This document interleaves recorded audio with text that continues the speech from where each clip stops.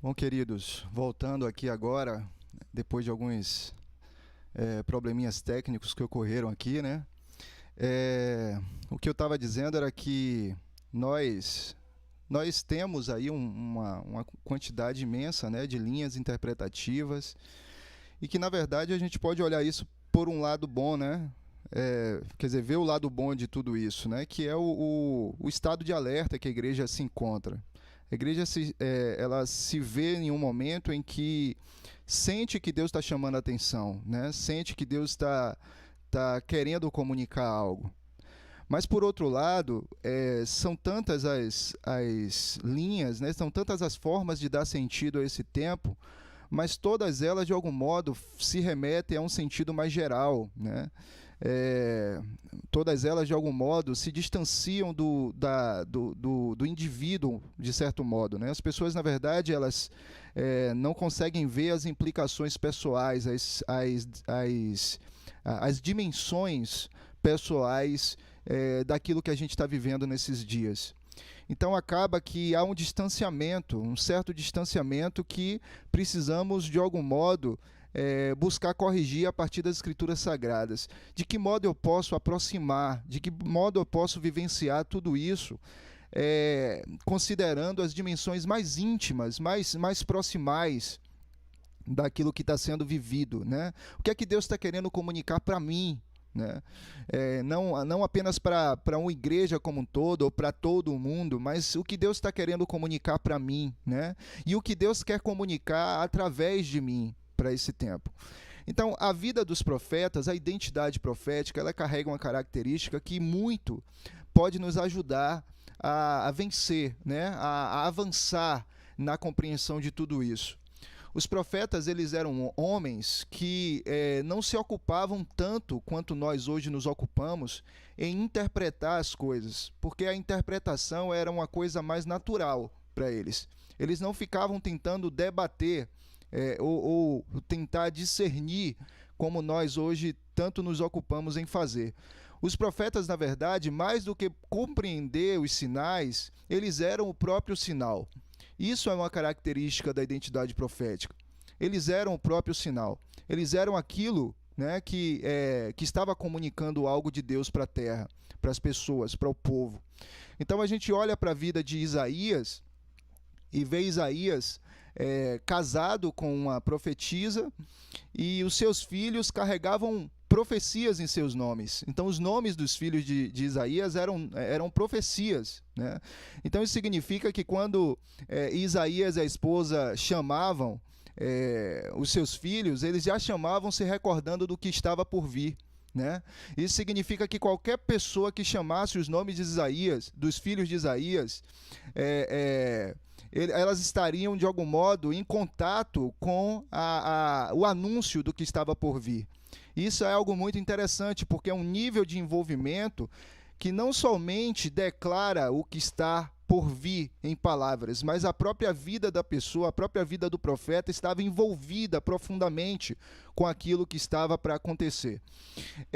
A gente vê também em Oséias, de algum modo, essa realidade, na verdade, um tanto mais radical.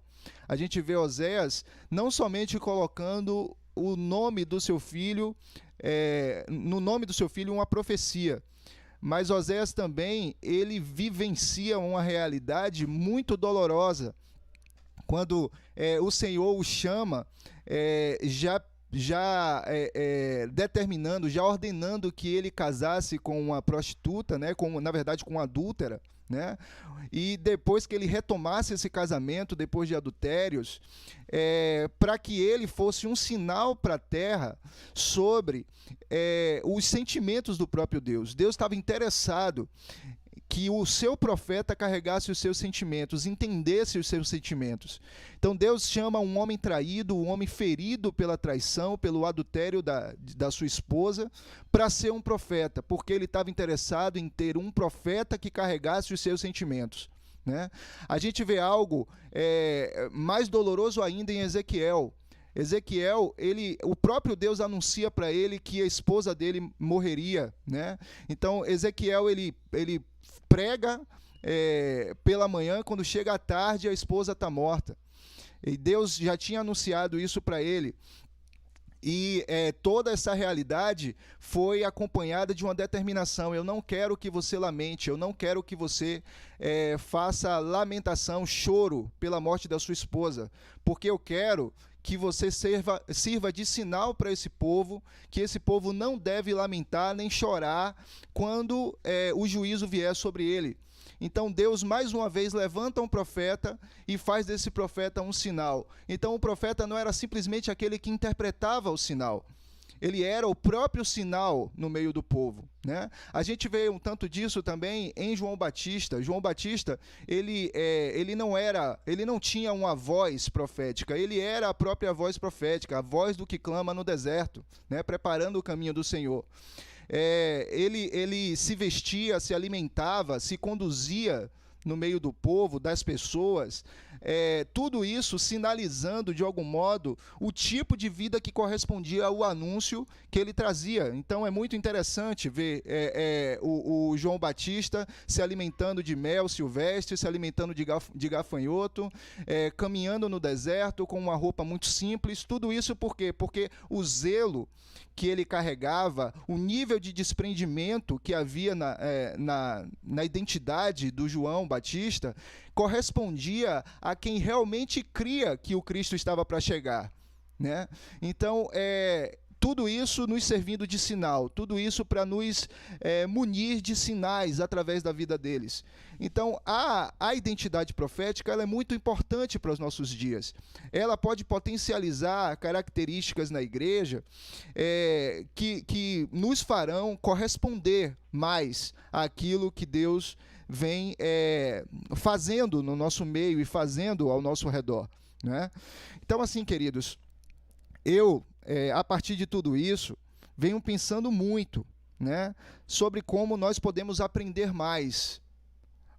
Que características Deus pode querer nos ensinar a partir da vida desses homens? Existe um homem, além desses 4 que eu mencionei aqui, existe mais um, que traz um ensinamento muito profundo, né? A vida dele traz um ensinamento muito profundo a respeito do que significa ser um sinal. É a vida de Jeremias. Jeremias, ele traz, no livro dele, há um relato bíblico muito profundo, né, a respeito do que significa se tornar um sinal de Deus. Eu gostaria de ler isso com vocês. É no capítulo 16 de Jeremias. Do verso 1 ao verso 12. Vamos juntos ler essa passagem muito interessante.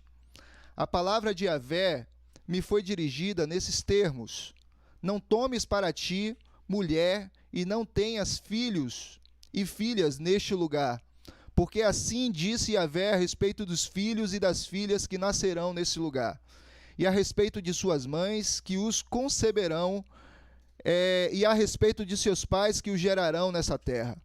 Eles morrerão de doenças mortais, não serão lamentados e nem enterrados, servirão de esterco sobre o solo, perecerão pela espada e pela fome, e seus cadáveres serão serão alimentos para os pássaros do céu e para os animais selvagens. Porque assim disse Yahvé: não entres em casa de luto, não vás lamentar e nem lhes apresentes o seu pesar, porque retirarei a minha paz deste povo, oráculo de Yahvé, o amor e a compaixão. Grandes e pequenos morrerão nesta terra, não serão enterrados, nem lamentados. Por eles não se fará incisão nem tonsura. Não partirão o pão ao que está de luto, para consolá-los por um morto.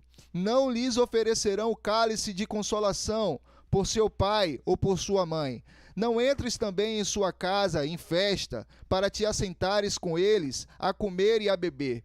Porque assim disse Yahvé dos exércitos, o Deus de Israel: eis que farei cessar neste lugar aos vossos olhos e em vossos dias o grito de júbilo, o grito de alegria, o grito do noivo, o grito da noiva, quando tiveres anunciado a este povo todas essas palavras, e eles te disserem, por que anunciou Yahvé contra nós toda essa grande desgraça? Qual é a nossa falta? Que pecado cometemos contra Yahvé, nosso Deus? Então tu lhes dirás, porque vossos pais me abandonaram, oráculo de Yahvé. Seguiram outros deuses e serviram e se prostraram diante deles. Mas a mim eles abandonaram e não guardaram a minha lei. Mas vós fizestes pior que os vossos pais. Eis que cada um de vós seguiu a obstinação de seu coração perverso, sem me ouvir. Então, essa passagem bíblica, ela de algum modo vai nos levar a pensar sobre o que havia de característica na identidade desse profeta que possibilitava que ele se tornasse um sinal, né? Eu gostaria de compartilhar um pouco sobre isso com vocês, já pensando a respeito das características psicológicas de Jeremias, né? E quanto a gente pode pensar a respeito delas e quanto a gente pode aprender, né? Então, assim, primeira coisa que a gente pode notar é que nós precisamos educar a nossa vontade. Olha só o que Deus falou para Jeremias, né? Deus disse para Jeremias que ele não deveria se casar, que ele não deveria ter filhos naquela terra, né? E aí eu paro para pensar, né? O que é que leva um homem a querer se casar com uma mulher? O que é que leva um homem a querer ter filhos, a construir família com uma mulher? Não seria algo na dimensão da vontade? Não seria algo na dimensão do querer? Não seriam as paixões? Não seria o desejo de estar junto? Pois Deus já diz assim, não queira isso. Não se incline para isso. Porque o que eu estou fazendo é uma coisa que na verdade parte para uma direção completamente diferente de tudo isso. Queridos, ao olhar para a vida de Jeremias, a gente aprende uma coisa. Pessoas mimadas, crentes mimados, eles não são capazes de se tornar sinais de Deus na terra. Pessoas que, na verdade, não sabem lidar com não, pessoas que, na verdade, não sabem se relacionar com uma negativa, né?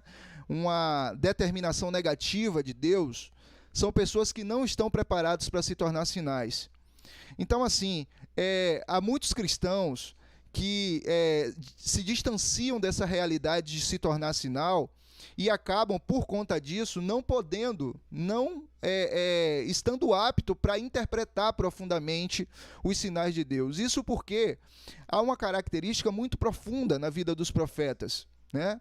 É que, na verdade, a interpretação dos sinais está está profundamente vinculada ao se tornar sinal. Ou seja, nós interpretamos os sinais porque, na verdade, antes nos tornamos sinais.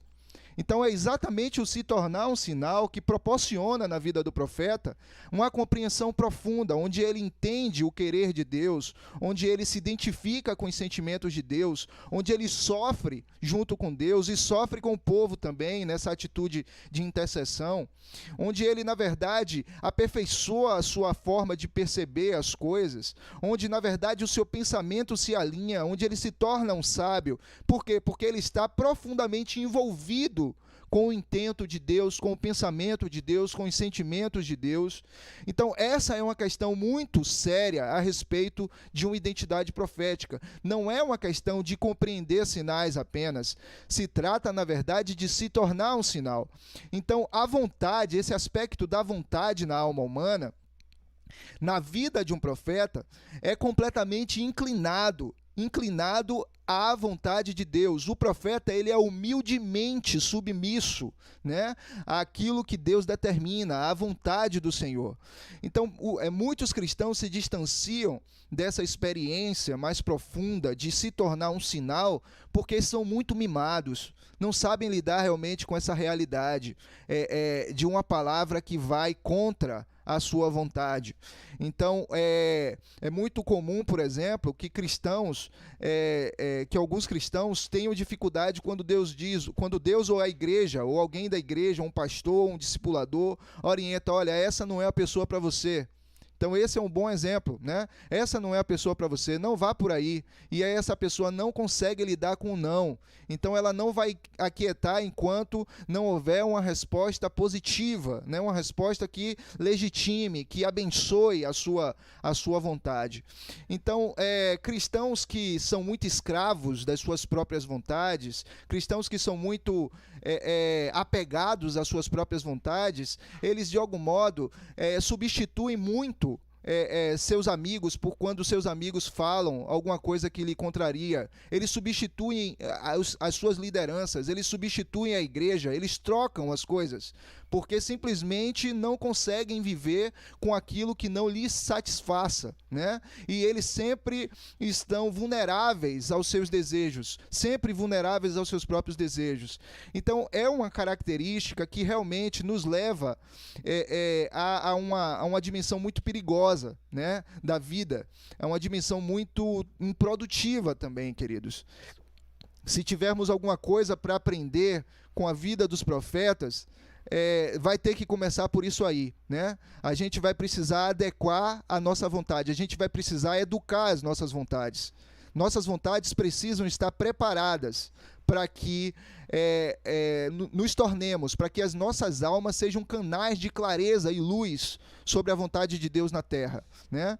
Um outro aspecto a respeito do que uma alma precisa vivenciar para se tornar um canal de Deus, né? Na verdade, para que o homem se torne um sinal de Deus na terra, é que as emoções precisam ser educadas, né? Precisamos educar as nossas emoções para que os nossos corações sejam realmente esse lugar onde Deus vai poder nos transformar em sinais, né?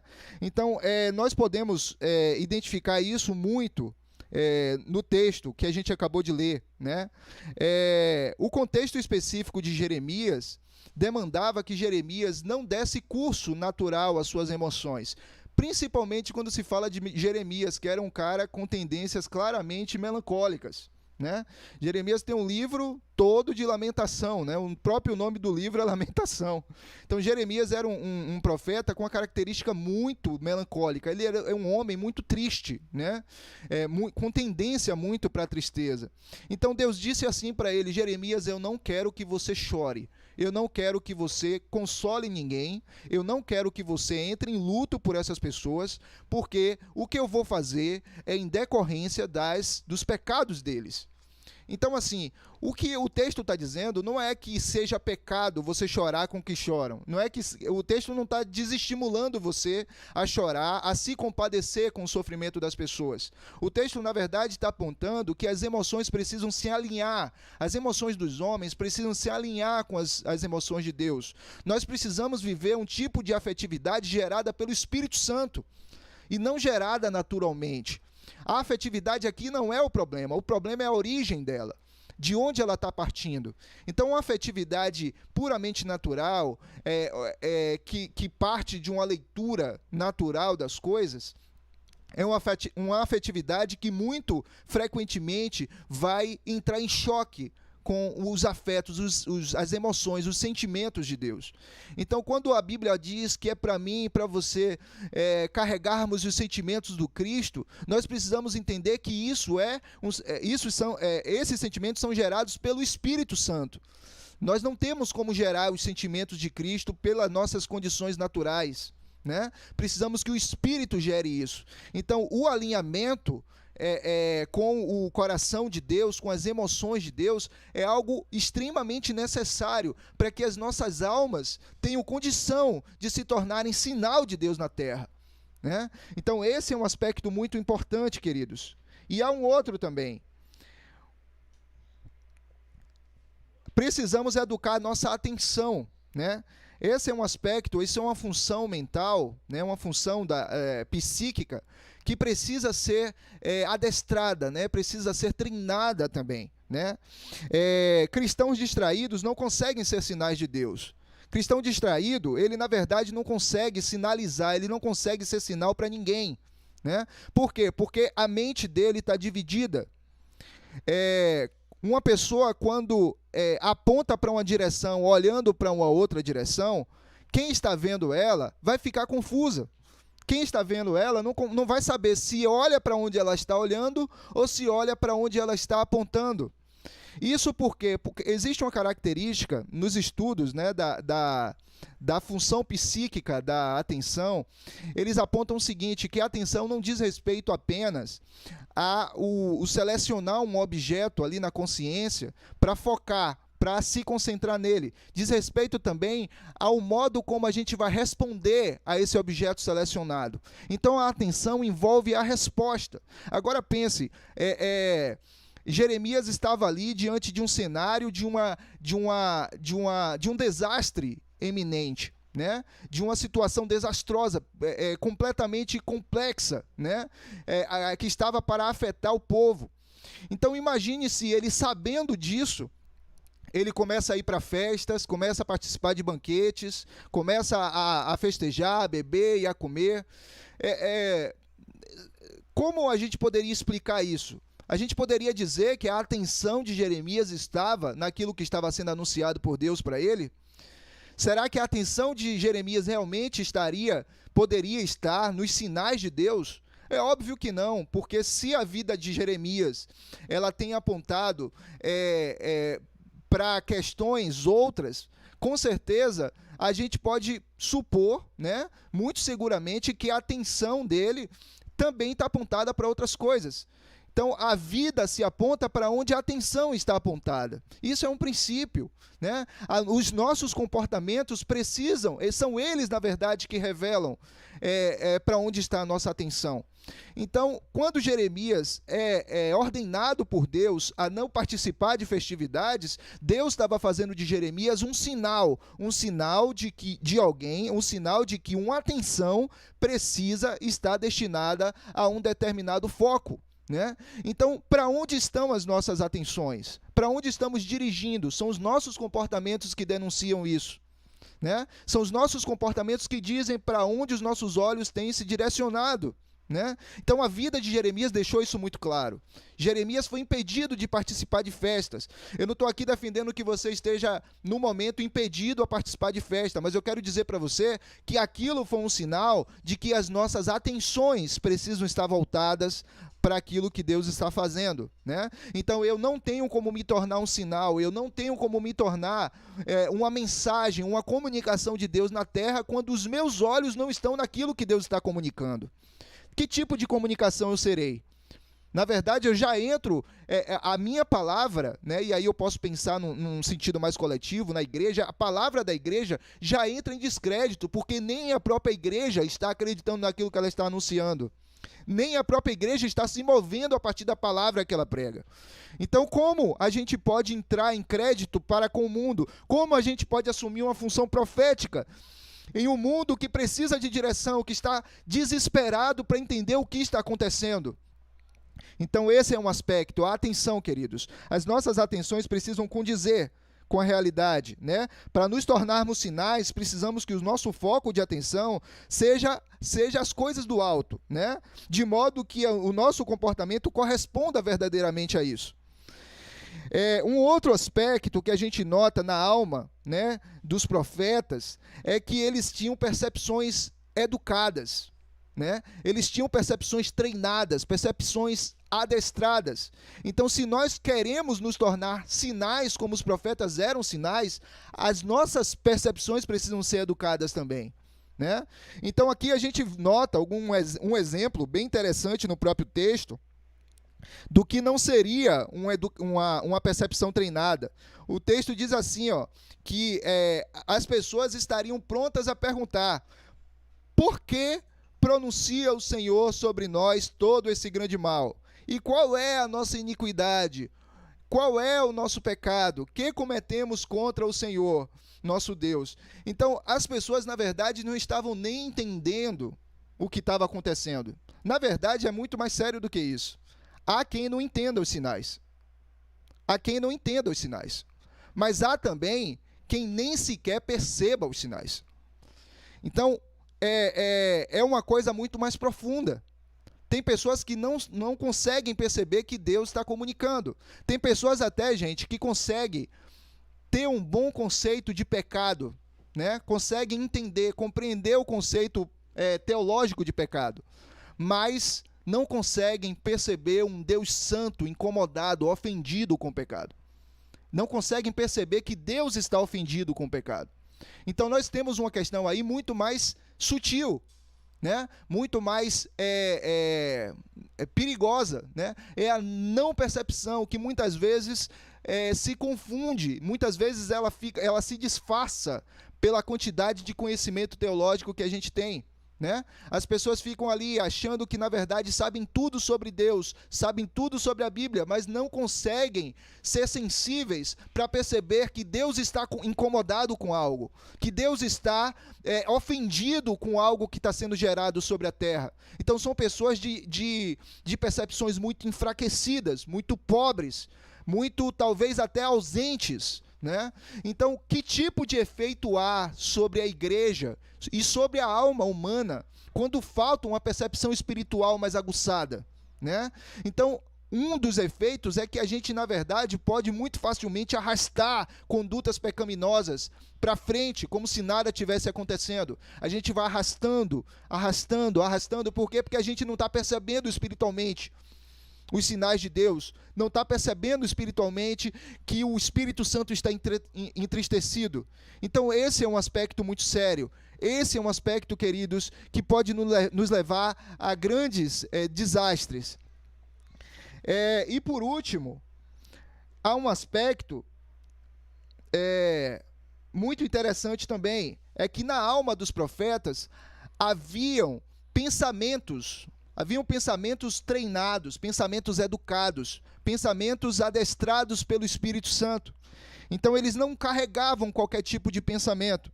Queridos, cristãos sem sabedoria não conseguem ser sinais de Deus. Cristãos que não sejam sábios, que não se tornem, que não estejam num caminho de se tornar cada vez mais sábios, eles não podem ser sinais de Deus.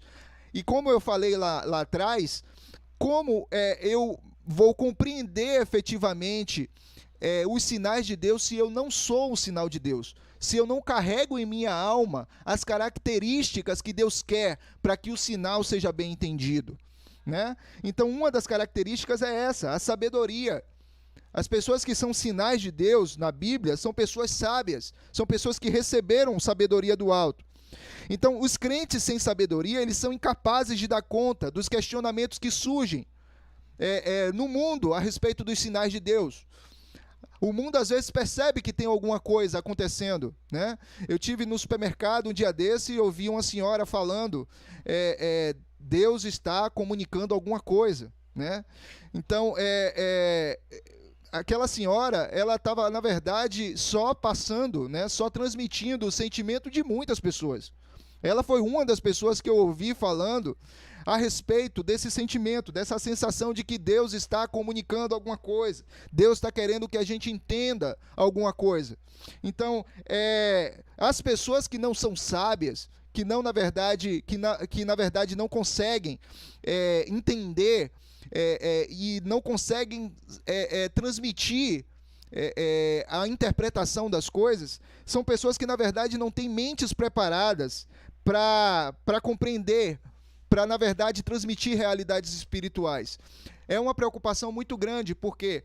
Porque o crente que não está preparado para transmitir realidades espirituais é um crente que, na verdade, não se treinou a conhecer leis e princípios eternos que regem todas as coisas.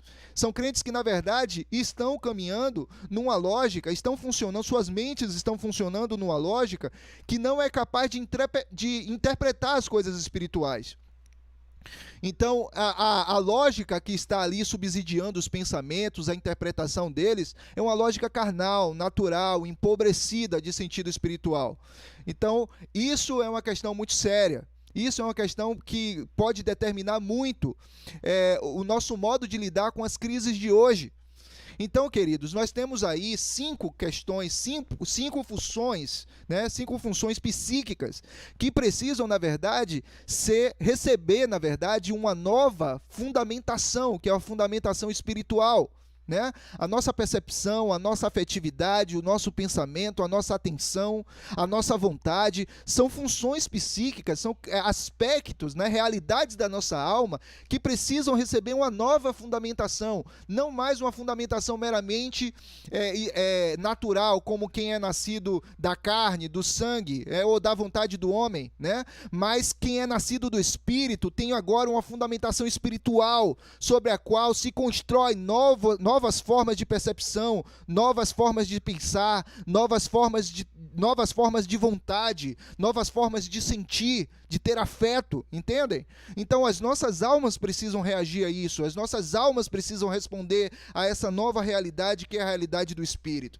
Então assim, eu gostaria muito de estimular você, pare um pouco de tentar interpretar esse tempo para pensar sobre ser um sinal neste tempo. Pare um pouco de tentar entender os sinais de Deus para que você viva de fato essa realidade de ser sinal de Deus. Porque o que nos falta para interpretar os sinais de Deus é ter em nossas almas características de quem se torna sinal de Deus. É isso que precisamos. Precisamos nos tornar sinais de Deus. E aí, a compreensão dos sinais que Deus está dando será uma coisa muito natural em nós. Muito natural. E assim a gente não vai ficar nessa loucura de dizer, é isso, é aquilo outro, esse tempo é aquilo, esse tempo é castigo, esse tempo é provação, esse tempo é o princípio das dores. Não é o princípio das dores, não é o próprio fim, não é o fim. Não podemos tomar esse caminho como se a palavra de Deus fosse mero objeto de debate. A palavra de Deus é a verdade, ela precisa ser acessada e as nossas almas precisam ter condição de acessá-la. Precisam ter condição de responder à realidade a partir dela. Então essa é o nosso desafio para esses dias. Debruce-se em oração diante do Senhor e busque que Ele adestre as suas funções psíquicas. Busque que Ele adestre a sua alma, que Ele ensine o seu interior a responder à verdade do Espírito e da palavra. Esse é o nosso desafio para esses dias, queridos. Eu estimulo você a viver isso, tá bom? Você está vivendo hoje dias de estar dentro de casa, né? Dias especiais, dias que na verdade te oportunizam como nunca a buscar esse adestramento, esse nível de educação para dentro da sua vida, para a sua alma. Amém? Que Deus abençoe você. Essa é uma palavra de estímulo, de encorajamento, tá bom? Para que você faça bom uso desses próximos dias. Que Deus abençoe. Eu gostaria que o Rodrigo assumisse o momento aqui para nos ajudar, né? Num momento de adoração em que nos remeta a essa realidade toda da qual falamos aqui.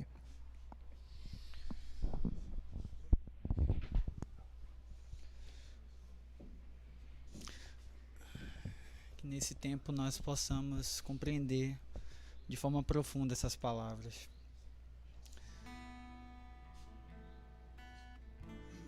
Ajude-nos, Senhor, a entender essas palavras nesse tempo. Quanto é importante nos tornarmos aquilo que o Senhor quer que nos tornemos, Pai.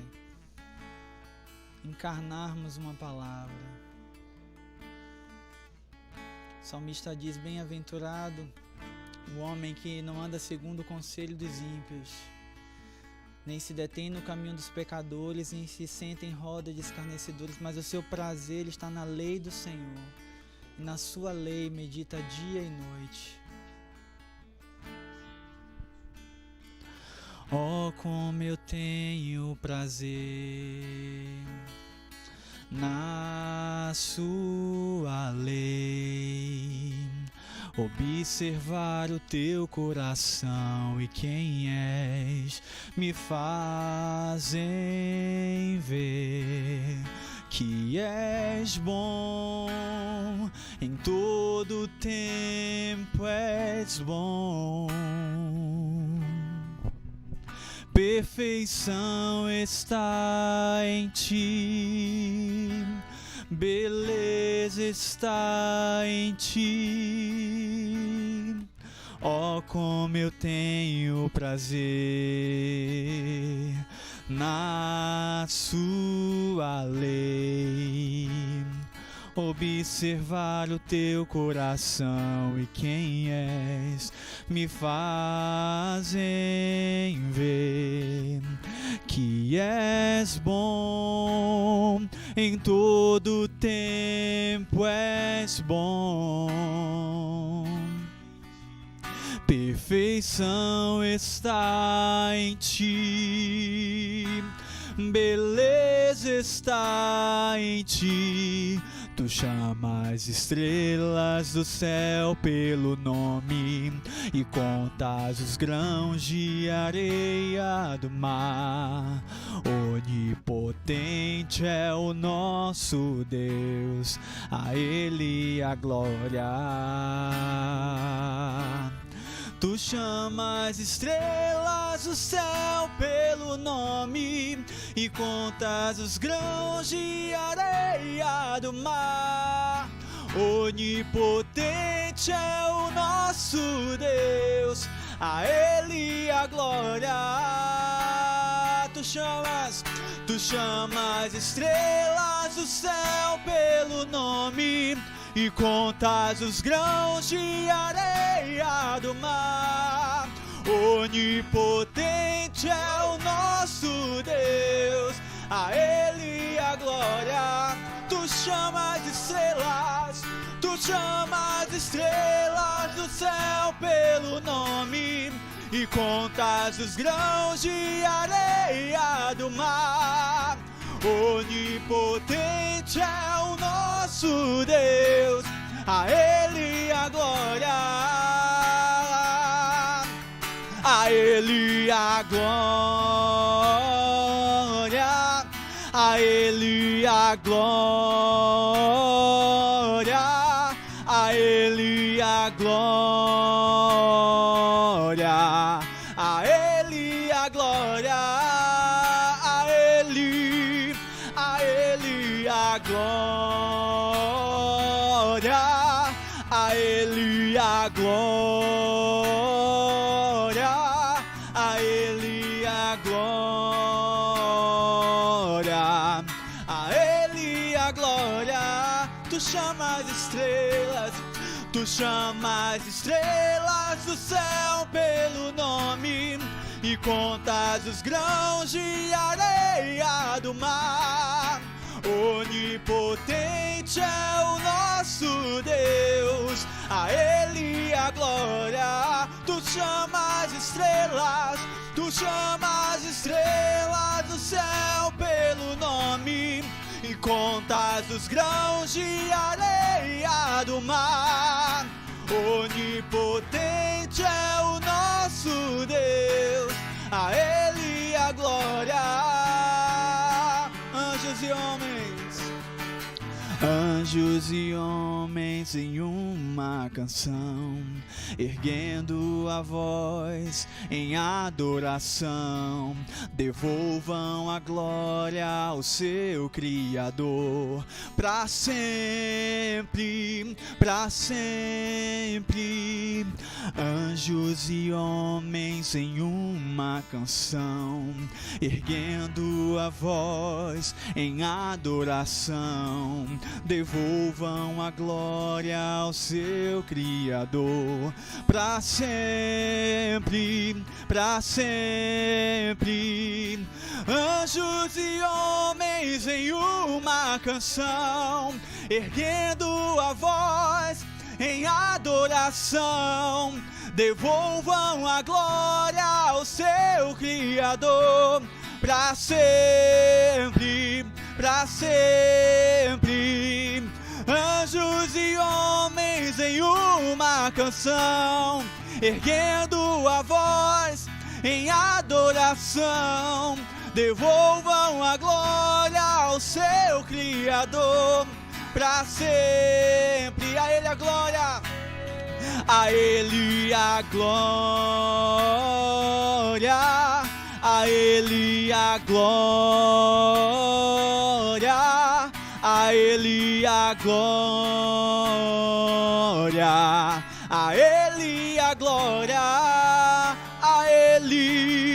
a Ele a glória, a Ele a glória, a Ele a glória, a Ele a glória, a Ele a glória, a Ele a glória, a Ele a glória, a Ele a glória, a Ele a glória, a Ele a glória, a Ele a glória, a Ele a glória, a Ele a glória, a Ele a glória, a Ele a glória, a Ele a glória, a Ele a glória, a Ele a glória, a Ele a glória, a Ele a glória.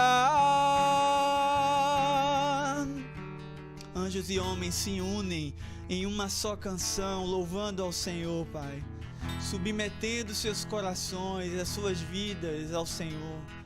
Nos ensine a sermos homens e mulheres que se submetem integralmente ao Senhor e que confiam naquilo que o Senhor está fazendo. Esse é o tempo de não vermos com o nosso próprio entendimento, de não entendermos com a nossa mente, mas compreendermos as coisas que o Senhor está nos abrindo os olhos, Pai. Nos ajuda, Senhor, a nos submetermos integralmente ao Seu senhorio nesses dias. Em nome de Jesus. Amém.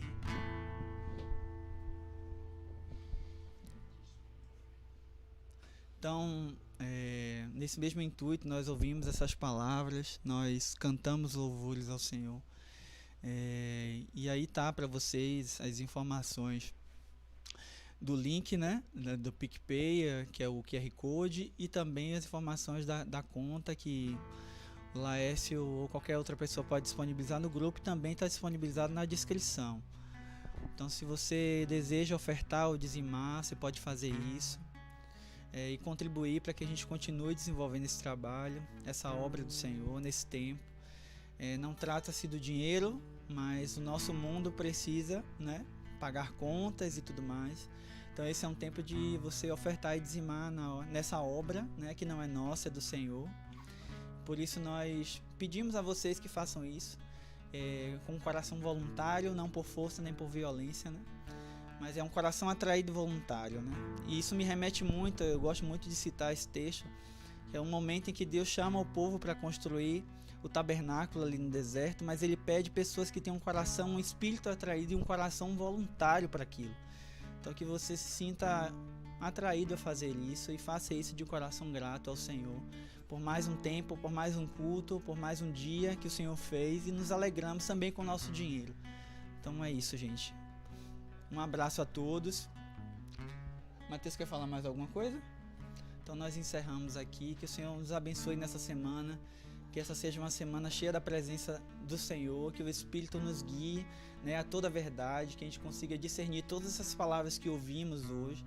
E que a gente possa caminhar nesse evangelho precioso, renunciando às nossas vontades e submetendo à vontade de Cristo.